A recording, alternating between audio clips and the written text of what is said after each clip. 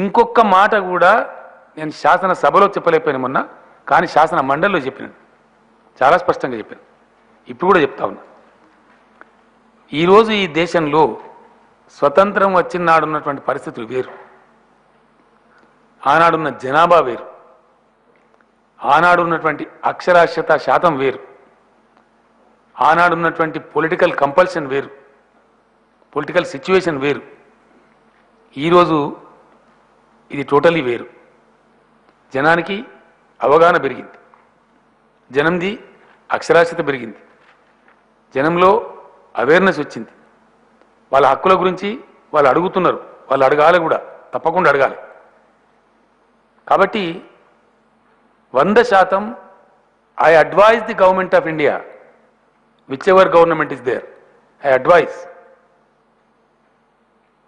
ఈ దేశం సురక్షితంగా చక్కగా జాగ్రత్తగా ఉన్నట్టుగా ముందుకు మంచిగా పోవాలంటే తప్పకుండా ఈ అధికారాలు రాష్ట్రాలకు వదిలిపెట్టాలి, మ్యాగ్నానిమిటీతో.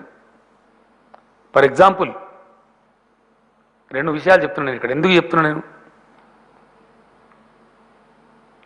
తెలంగాణ గురించి మేము పోరాటం చేసినాం.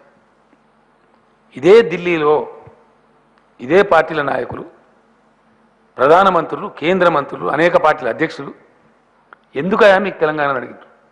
మేము వివక్షకు వ్యతిరేకంగా, దోపిడీకి వ్యతిరేకంగా, అన్యాయానికి వ్యతిరేకంగా కొట్లాడుతున్నామని చెప్పినాం. ఈరోజు తెలంగాణ వచ్చింది, ఇది 90% వీకర్ సెక్షన్ స్టేట్. మరి ఇలా వాళ్ళని ఎట్లా వంచిస్తామండి? వంచిస్తే వివక్ష కాదా? కాబట్టి డెఫినెట్గా వాళ్ళకి ధర్మం జరగాలి. 90 కాకుండా కొంత 90లో అందరూ దరిద్రులు ఉండరు కదా. ముస్లింలు సపోజ్ 13-14%, 12% ఉండొచ్చు. కమిషన్ అట్లా రికమెండేషన్ ఇయ్యదు కదా. అందులో ఎంతవరకు అవసరమని చెప్తుంది. 9కా 10కా 11కా మొత్తం 100% ఉండదు కదా. మిగిలింది కొంత ఓపెన్ పెడతారు. ఆ సిస్టమ్ ఫాలోడ్ ఇంటర్నేషనల్. కాబట్టి కొంత ఎన్హాన్స్డ్ పర్సెంటేజ్, కొంత న్యాయం అనేది జరగాల్సి వస్తుంది. రెండవ పాయింట్, కాంపోజిషన్ మారిందని అర్థమైనప్పుడు యూనిటీ ఇన్ డైవర్సిటీ, ఇండియా నినాదం ఏందండి? భిన్నత్వంలో ఏకత్వం, యూనిటీ ఇన్ డైవర్సిటీ.